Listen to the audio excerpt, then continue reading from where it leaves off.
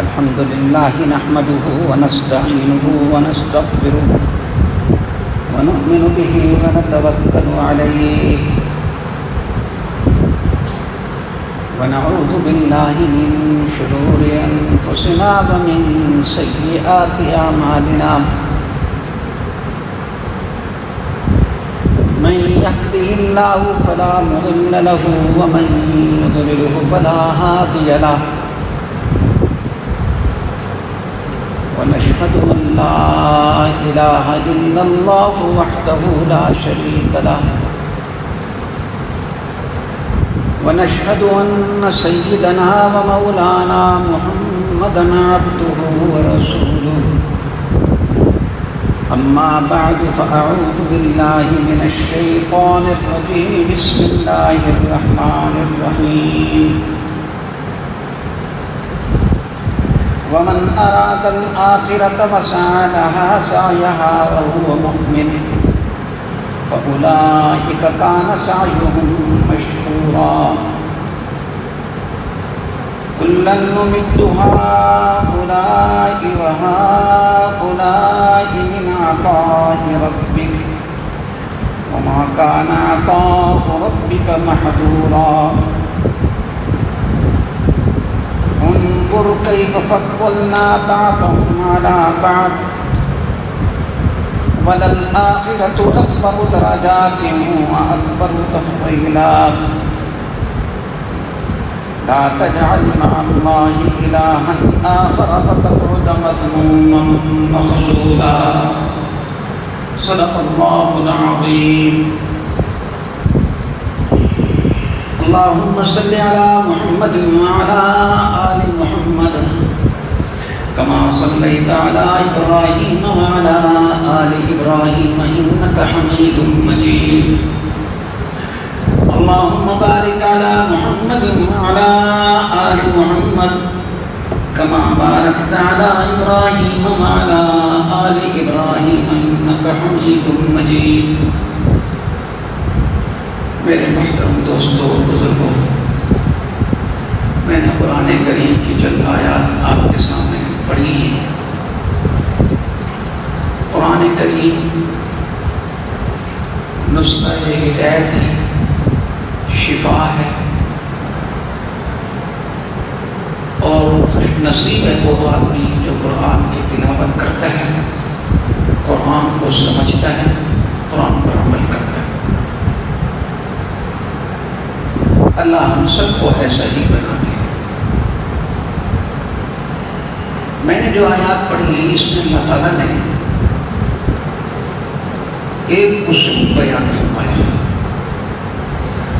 پہلے میں اس کا ترجمہ کرتا ہوں آیات کا، پھر میں وضاحت کروں گا۔ فرمایا ومن اراد الآخرۃ، جو آدمی آخرت کا ارادہ کرتا ہے، وسعی لہا سعیہا،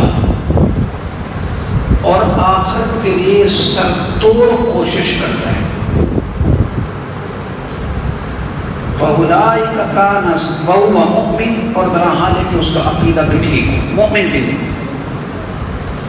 فَأُولَٰئِكَ كَانَ سَعْيُهُم مَّشْكُورًا، ان لوگوں کی کوشش کی قدردانی کی جائے گی۔ یہاں پر فرمایا کہ دنیا میں جو لوگ ہیں اصل میں کچھ لوگ تو ایسے ہیں جن کا مقصود دنیا ہوتا ہے، دنیا کے اندر جاہ و جلال، مرتبہ حاصل کریں، پیسے حاصل کریں، جو دنیا کی کر و فر ہے وہ لے۔ ان کے مقدر میں جتنا ہوتا ہے اللہ پاک ان کو دے دیتے۔ مگر کچھ لوگ ہیں جو آخرت کا ارادہ کرتے ہیں کہ ہم کو جنت نصیب ہو جائے، ہم جہنم سے بچ جائیں، ہم فلاں غلط کام چھوڑ دیں، ارادہ کرتے ہیں۔ تو فقط ارادے سے کوئی بات نہیں بنتی جب تک آدمی اس کے لیے بھرپور کوشش نہ کرے۔ سیدی مرشدی و استاذی حضرت اقدس مولانا محمد عبداللہ صاحب پہلوی رحمہ اللہ نے یہاں پر اس آیت کے ترجمے میں فرمایا تھا وسعی لہا سعیہا، اور وہ اس کی سر توڑ کوشش کرتا ہے۔ ارادہ تو کر لیا کہ تہجد پڑھوں گا، مگر محض ارادے سے کیا ہوتا ہے؟ سر توڑ کوشش کریں،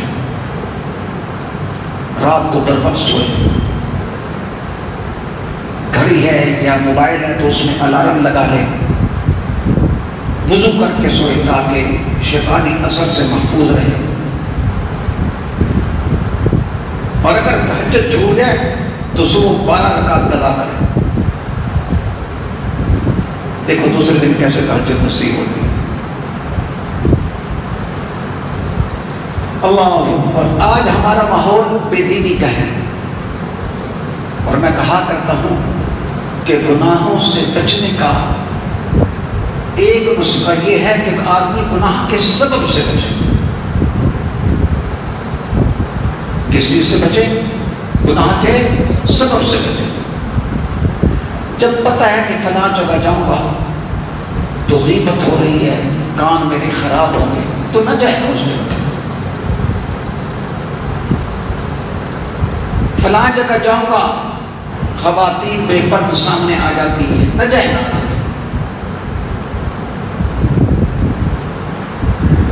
فلاں جگہ جاؤں گا، آنکھ خراب ہوگی، نہ جائے گا۔ شریعت نے سبب پر پابندی لگائی ہے، چنانچہ فرمایا غیر محرم عورت کو دیکھو نہیں، دیکھنا منع ہے۔ جب دیکھنا منع ہے تو غلط نیت سے گفتگو کیسے منع نہیں ہوگی؟ اگلے سارے مراحل وہ بھی منع ہے۔ اللہ اکبر۔ تو آدمی گناہ چھوڑنے کے لیے بھرپور کوشش کرے، مگر یہ مجاہدہ آدمی سے اس وقت آسان ہو جاتا ہے، یہ مجاہدہ جب کسی صحیح مرشد کے ساتھ اس کا تعلق ہو، مرشد کی صحبت سے، ان کی ہدایات سے، ذکر اللہ کی کثرت سے اللہ تعالیٰ گناہ چھوڑنے والا بنا دیتے ہیں۔ آدمی جانتا ہے کئی دفعہ کہ میں گناہگار ہوں، یہ چیز غلط ہے، مگر پھر بھی گناہ کی طرف مائل ہوتا ہے، توفیق نہیں ہوتی۔ لیکن جب آدمی بھرپور کوشش کرتا ہے، دعا کرتا ہے، اچھی صحبت اختیار کرتا ہے، اللہ والوں سے تعلق رکھتا ہے، تو پھر گناہ چھوڑنا بھی آسان ہو جاتا ہے، نیکی کرنا بھی آسان ہو جاتا ہے۔ اسی حقیقت کو قرآن نے یوں بیان کیا، وَمَنْ أَرَادَ الْآخِرَةَ، جو آدمی آخرت کا ارادہ کرتا ہے، وَسَعَى لَهَا سَعْيَهَا، اور اس کے لیے بھرپور کوشش کرتا ہے، وہ مومن عقیدہ پہلے ٹھیک ہونا چاہیے۔ سبحان اللہ۔ مومن عقیدہ تک اس کو اللہ کے بارے میں، نبی کے بارے میں، حضور علیہ السلام کو جیسے نبی ماننا ضروری ہے، خاتم النبیین بھی ماننا ضروری ہے۔ اور اللہ نے جتنے ایمانیات بیان کیے ہیں، حضور نے بیان کیے ہیں، وہ سب کے اوپر یقین رکھیں۔ فرمایا کہ فَأُولَٰئِكَ كَانَ سَعْيُهُمْ مَشْكُورًا، ان لوگوں کی محنت کی قدردانی کی جائے گی۔ قدردانی کیا ہے؟ اللہ ان کو اپنا مقرب بندہ بنا دے گا، اپنا محبوب بندہ بنا دے گا، ان کی اللہ تعالیٰ غلطیاں معاف فرما دیں گے۔ آگے ایک بات بتائی، اس میں تقدیر کا عقیدہ بھی آ جاتا ہے، وہ یہ کہ دنیا میں کوئی کام اللہ کے کنٹرول سے نکل کر نہیں ہو سکتا، ایک پتہ بھی نہیں ہل سکتا۔ لیکن یاد رکھنا چاہیے کہ اللہ کے کنٹرول سے ہونا اور چیزیں اور رضا اور چیزیں۔ وَلَا يَرْضَىٰ لِعِبَادِهِ الْكُفْرَ، اللہ نے اپنے بندوں کے لیے کفر کو پسند نہیں کیا۔ نہیں چاہتے کہ میرے بندے کفر کریں، میرے بندے گناہ کریں، لیکن جب آدمی کرنے کا ارادہ کرتا ہے تو وہ اللہ کی قدرت سے نکل کر ارادہ نہیں کرتا. جب آدمی کام کرتا ہے تو کنٹرول میں ہوتا ہے. فرمایا کلن نرد ہؤلاء وہؤلاء من عطاء ربک، ہم ان کی بھی مدد کرتے ہیں کہ نیکی کی توفیق دیتے ہیں، اور ان لوگوں کا بھی ساتھ دیتے ہیں چونکہ انہوں نے ارادہ کر لیا ہوتا ہے. اور اصول ہے کہ اللہ کی مرضی کے بغیر کائنات کا کوئی کام نہیں ہو سکتا. حکیم الامت حضرت تھانوی رحمۃ اللہ علیہ نے اس کو ایک مثال سے سمجھایا. مثال کیا ہے؟ بڑی عجیب مثال ہے. فرمایا کہ ایک بادشاہ ہے، وہ یہ اعلان کرتا ہے کہ دیکھو بھائی اس پتھر کو کوئی نہ اٹھائے، جو اٹھائے گا اس کو سزا دی جائے گی، لیکن جو اٹھانے کا ارادہ کرے گا، کوشش کرے گا، ہم اس کے ساتھ اٹھوا دیں گے. اور یہ ہم سے کوئی نہیں پوچھ سکتا، ہم بادشاہ ہیں کہ جب آپ خوش نہیں ہیں پتھر اٹھانے سے تو آپ نے اٹھوایا کیوں؟ وہ ہماری مرضی. اب کوئی آدمی آ کے پتھر اٹھانے کی کوشش کرتا ہے، بادشاہ اٹھوا دیتا ہے، پھر بعد میں کہتا ہے کہ بادشاہ صاحب آمد آپ نے خود اٹھوایا تھا. کہتے ہیں نہیں، تم نے پہلے ارادہ کیا تھا، ہم نے اپنی قدرت کا استعمال کیا، بتاؤ کیوں ارادہ کیا تھا، اس پر سزا. اللہ اکبر. اس سے اگلی آیت میں اللہ تعالیٰ نے فرمایا انظر کیف فضلنا بعضهم علی بعض، اے مخاطب تو دیکھ ہم نے کیسے فضیلت دی ہے ان کے بعض کو بعض پر. اگر اصلی فضیلت تو دی ہے کمالات علمیہ اور کمالات عملیہ کے ساتھ.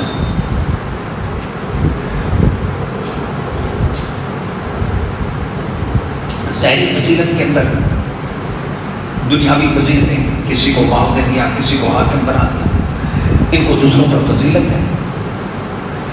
تو یہ ہم فضیلت دیتے ہیں، اور ہر چیز کے اندر حکمت ہوتی ہے، اور ہر حکمت کا جاننا ضروری بھی نہیں ہوتا. لیکن اتنی بات یاد رکھنی چاہیے کہ اصل فضیلت وہ ہے جو ایمانیات کی اور اعمال صالحہ کی. آج کل ہمارے دل و دماغ میں دنیا گھسی ہوئی ہے. ہم دیکھتے ہیں کسی آدمی کے پاس پیسہ بہت ہے تو ہم کہتے ہیں اس پر اللہ کا بڑا فضل ہے. اور اگر کوئی آدمی اعمال صالحہ میں بڑا چڑھا ہوا ہے لیکن پیسہ اس کے پاس نہیں ہے یا تھوڑا ہے، ہم کہتے ہیں یار کوئی مزہ نہیں ہے. دیکھو نا بھائی اتنی عبادت بھی کرتا ہے لیکن اللہ نے اس کو کچھ نہیں دیا اور زیادہ نہیں دیا ہوا. یہ غلط سوچ ہے. اس واسطے یاد رکھیں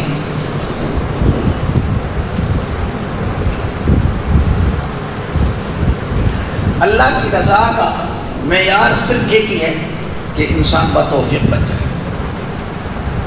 جو آدمی باتوفیق ہے اس سے اللہ راضی ہے. فرمایا انظر کیف فضلنا بعضهم علی بعض وللآخرۃ اکبر درجات واکبر تفضیلا. سبحان اللہ. آخرت کے اندر بڑے ہیں درجے اور بڑی فضیلت ہے. اس کا مطلب یہ ہے کہ دنیاوی فضیلت اصل میں اسی کی ہے جس کو اعمال آخرت کی اللہ تعالیٰ توفیق عطا فرماتے ہیں. یاد رکھیں مدار عقیدے پر ہے، اعمال پر مدار نہیں. اعمال بہت مفید ہیں، کرنے چاہیے، لیکن اصل چیز عقیدہ ہے. اس وقت سے قرآن کریم نے فرمایا لا تجعل مع اللہ الہا آخر، اللہ کے ساتھ کسی کو معبود نہ بناؤ. فتقعد مذموما مخذولا، اگر تو خدا کے ساتھ کسی کو تو نے معبود بنایا تو تم مذمت کیا ہوا، رسوا کیا ہوا ہو جائے گا. اب یہاں پر یہ بات سمجھیں توحید کس کو کہتے ہیں اور شرک کس کو کہتے ہیں. توحید کہتے ہیں اللہ کی ذات اور صفات مختصہ میں کسی کو کسی کے ساتھ کسی کو کسی درجے میں شریک نہ ٹھہرائے. کسی کو کسی درجے میں شریک نہ ٹھہرایا جائے۔ بعض لوگ یہ سمجھتے ہیں کہ جی شرک کے معنی یہ ہیں کہ خدا جیسا کوئی دوسرا خدا بنانا۔ اور اللہ کے بندے اگر یہی معنی ہیں پھر تو مکہ کے لوگ مشرک نہیں ہو سکتے۔ وہ اپنے معبودوں کو یوں نہیں کہتے تھے کہ یہ خدا جیسے ہیں۔ قرآن کریم میں اللہ تعالیٰ ان کے عقیدے کو ذکر کرتے ہیں، فرمایا بَلَئِن سَأَلْتَهُم مَّن نَّزَّلَ مِنَ السَّمَاءِ مَاءً، ان سے پوچھے کہ آسمان سے کس نے بارش کو اترایا، پانی اتارا، تو یہ کہیں گے اللہ۔ وَلَئِن سَأَلْتَهُم مَّنْ خَلَقَ السَّمَاوَاتِ وَالْأَرْضَ، اگر آپ ان سے پوچھیں کہ آسمان اور زمین کو کس نے پیدا کیا ہے، یہ کہیں گے اللہ۔ یہ کسی موقع پر یہ نہیں کہتے کہ لات نے، منات نے، عزا نے ان چیزوں کو پیدا کیا۔ اچھی طرح اس بات کو سمجھیں۔ اس واسطے ہم کہتے ہیں مسلمان بننے کے لیے سارے دین کو ماننا ضروری ہے، اور خدا نخواستہ اسلام سے نکلنے کے لیے ضروریات دین میں سے کسی ایک کا انکار ہو پھر بھی آدمی نکلتا ہے۔ اللہ تعالیٰ کی جو صفات ہے مختص، اللہ کی ذات کے اندر کوئی شریک ٹھہرانا کہ یہ میرے ہر قسم کے نفع نقصان کا مالک ہے۔ یاد رکھیں کچھ نفع نقصان ہوتے ہیں جو اسباب کے درجے میں ہوتے ہیں، ایک دوسرے سے آدمی مدد بھی لیتے ہیں، یہ تو اسباب کی باتیں ہیں۔ کچھ نفع نقصان وہ ہوتے ہیں جن کا تعلق اسباب سے نہیں ہوتا۔ مثلا یہ کہنا کہ بھئی مجھے لڑکا دے دیں، یہ کہنا کہ میرا فلاں کام کر دے، یا دور سے ایسے پکارنا کہ سمجھنے کے ساتھ کہ وہ سن رہا ہے، یہ جتنی باتیں ہیں یہ خطرناک باتیں ہیں، یہ باتیں نہیں کرنی چاہیے۔ اپنے عقیدے کو مضبوط رکھیں۔ اسی واسطے عرب لوگ کہتے ہیں العقیدۃ اولا لو کانوا یعلمون، پہلے تو عقیدے کی بات درست ہوگی، کاش لوگوں کو اس بات کا پتہ لگ جائے۔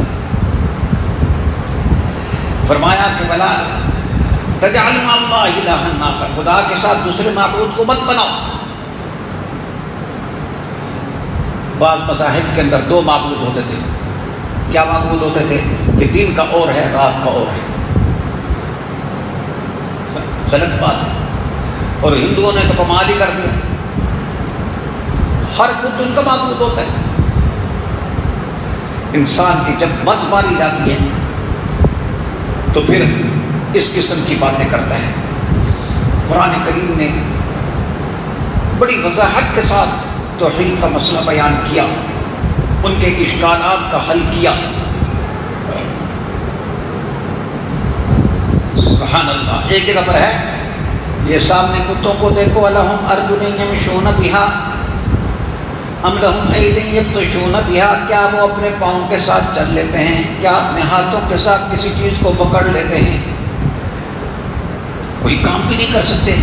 ایک مقام پر قرآن کریم میں بڑے عجیب انداز نے فرمایا ارونی ماذا خلق الذین من دونی، کائنات کی کسی چیز پر انگلی رکھ کر بتا دو کہ یہ چیز ہمارے بتوں نے پیدا کی ہے، اللہ نے پیدا نہیں کی۔ ایک تنکے کے بارے میں نہیں کہہ سکتے۔ قرآن کریم نے ایک جگہ فرمایا یا ایھا الناس ضرب مثل فاستمعوا لہ، اللہ تعالیٰ ایک عجیب مضمون بیان کرتے ہیں، ذرا غور سے سنو۔ ان الذین تدعون من دون اللہ لن یخلقوا ذبابا ولو اجتمعوا لہ، جن کو تم پکارتے ہو خدا کے سوا وہ ایک مکھی بھی پیدا نہیں کر سکتے اگر جو اکٹھے ہو جائیں، ایک مکھی نہیں بنا سکتے۔ نہیں یسلبہم الذباب، اور اگر مکھی ان سے کوئی چیز چھین لے تو یہ اس سے چھین بھی نہیں سکتے۔ بت پڑا ہوا ہے، بیٹھے اس کے اوپر وہ ملتے تھے خوشبو وغیرہ، تو انہوں نے کہا کہ اگر یہ خوشبو بت ان سے کوئی مکھی آ کے کوئی خوشبو چھین لے تو یہ خوشبو نہیں چھین سکتے اس سے۔ وَإِن يَسْلُبْهُمُ الذُّبَابُ شَيْئًا لَّا يَسْتَنقِذُوهُ مِنْهُ، فرمایا ضعف الطالب والمطلوب، طالب بھی کمزور، مطلوب بھی کمزور۔ یدعون من دون اللہ، یہ اللہ کے سوا ایسی چیزوں کو پکارتے ہیں ما لا یضرهم ولا ینفعهم، جو ان کو نہ نفع دے نہ ان کو نقصان دے. ان کو تو کوئی چیز نہ نفع دے سکتے ہیں نہ نقصان دے سکتے ہیں. اللہ کوئی ایسی چیز ہے تو اللہ اکبر. قرآن کریم نے اتنی وضاحت کے ساتھ مسئلہ توحید کو بیان کیا، نکھارا، کہ ہم کہتے ہیں کہ جس نے ماننا تھا وہ مان لیا، جس نے نہیں مانا وہ ضد کی وجہ سے نہیں مانا. یہ نہیں کہ دلیل معلوم نہیں تھی. اس واسطے بھائیو اپنے عقیدے کو پختہ رکھیں، اور جس کا عقیدہ پختہ ہوتا ہے اس کی شان ہی کچھ اور ہوتی ہے. ہمارے تبلیغی بھائی ایک بات کہا کرتے ہیں، اللہ سے ہونے کا یقین غیروں سے نہ ہونے کا یقین. اس کا مطلب ہے اللہ چاہے تو سب چیز ہو سکتی ہے. حق جل شان کو چاہے تو بغیر سبب کے چیز کو پیدا کر دیں. سبب کے ہم لوگ محتاج ہیں، اللہ تو محتاج نہیں ہے.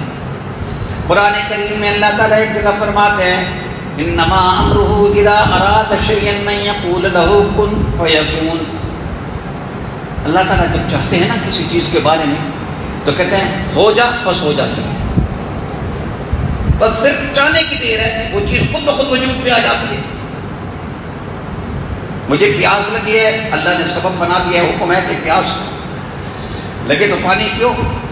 لیکن اللہ تعالیٰ چاہیں تو بغیر سبب کے میری پیاس کو بجھا دیں، بغیر پانی کے میرے پیاس کو بجھا دیں. اللہ ہر چیز پر قادر ہے. جب آدمی کا یقین اللہ کی ذات کے ساتھ پختہ ہوتا ہے تو دنیا کی پریشانیوں میں آ کر وہ جھنجھلاتا نہیں ہے. آج کل ہر آدمی پریشان ہے، کوئی کسی وجہ سے، کوئی کسی وجہ سے. زیادہ پریشانی، اضطراب جو پیدا ہوتا ہے وہ عقیدہ توحید میں گفتگی نہ ہونے کی وجہ سے ہوتا ہے. آدمی جب یہ سوچ لے کہ میں اپنے رب سے مانگوں گا، میرا رب حل کرے گا، کیسے کرے گا اس کا پتہ میرے رب کو، اس کا پتہ مجھے نہیں. شفا بھی وہی دیتا ہے، بچہ بھی وہی دیتا ہے، رزق بھی وہی دیتا ہے، ہر کام وہی کرتا ہے. لا الہ الا اللہ کثرت سے پڑھنے کا ایک فائدہ یہ بھی ہوتا ہے کہ آدمی کے عقیدہ توحید میں پختگی پیدا ہو جاتی ہے. اور لا الہ الا اللہ جب آدمی پڑھے تو بڑے یقین کے ساتھ پڑھے، بڑے ذوق کے ساتھ آدمی پڑھے، بڑی محبت کے ساتھ آدمی پڑھے. اور یہ پورا یقین ہونا چاہیے کہ میرا رب میرا ہر کام کر دے گا، ہر کام کر سکتا ہے. اور اگر نہیں کرتا اس کا مطلب یہ نہیں ہے کہ خدا نخواستہ اللہ عاجز ہے، بلکہ اللہ کی حکمت اسی میں ہے. وہ ہمارے استادوں نے کبھی سنایا کہ ایک آدمی اللہ کے سامنے ایک جگہ رو رہا تھا کھڑا ہوا کہ اے اللہ مجھے لڑکا دے. اللہ نے لڑکا دے دیا، لڑکا جوان ہوا. تو پھر اسی جگہ پر کھڑا ہوا کہ کہہ رہا تھا کہ یا اللہ لڑکا جو ہے نا میرا نافرمان بہت ہے، یہ تو میرے لیے مصیبت بن گیا ہے، میرے لیے عذاب بن گیا ہے. اے اللہ تو میرے مدد سے اس لڑکے کو واپس لے لے. تو جس کو اللہ تعالیٰ کوئی چیز نہیں دیتے اس میں حکمت ہوتی ہے. حکیم الحکمت حضرت تھانوی رحمۃ اللہ علیہ فرماتے ہیں اولاد کا ہونا ایک نعمت ہے اور نہ ہونا دوسری نعمت ہے. ان کی اپنی اولاد نہیں تھی، اب دیکھیں کتنا دین کا کام کر گئے، بے شمار تصانیف کر گئے. وہ اس واسطے کہ اولاد جو ہوتی ہے نا، اولاد کے بڑے جنجال ہوتے ہیں. آج بیمار ہے، آج یہ ہے، آج وہ ہے، پھر جوان ہوتا ہے، پھر اس کا رشتہ کرنا ہے، پھر وہ سب کو پتہ ہے جن کی اولادیں ہیں کہ اولاد کی وجہ سے آدمی کتنا مصروف ہو جاتا ہے، کتنا پریشان ہو جاتا ہے. بہرحال اولاد ایک نعمت ہے، لیکن اگر کسی کو اولاد نہیں ملی تو وہ یہ نہ سمجھے کہ اللہ مجھ سے ناراض ہے. اللہ کی ناراضگی کی ایک ہی علامت ہے کہ توفیق نہیں ہے دین کی، توفیق نہیں ہے نیکی کرنے کی، توفیق نہیں ہے برائی چھوڑنے کی. کلمہ طیبہ کا تھوڑا سا ورد کر لیا کریں. تسبیح تو اچھی بات ہے، لیکن آج کل مصیبت یہ ادھر سے موبائل ہے، جیب سے تسبیح ویسے ہی نکل گئی. تسبیح نہیں ہے پھر بھی 5 منٹ صبح، 5 منٹ شام، لا الہ الا اللہ، لا الہ الا اللہ پڑھ لیا کریں. تھوڑی تھوڑی دیر کے بعد محمد رسول اللہ ملا لیا. اپنی محبت نیک لوگوں کے ساتھ رکھیں، مسجد کے ساتھ رکھیں، مدرسے کے ساتھ رکھیں. انشاءاللہ العزیز نیکی کی توفیق ہوتی رہے گی. اللہ تعالیٰ عمل کی توفیق دے. وآخر دعوانا الحمدللہ.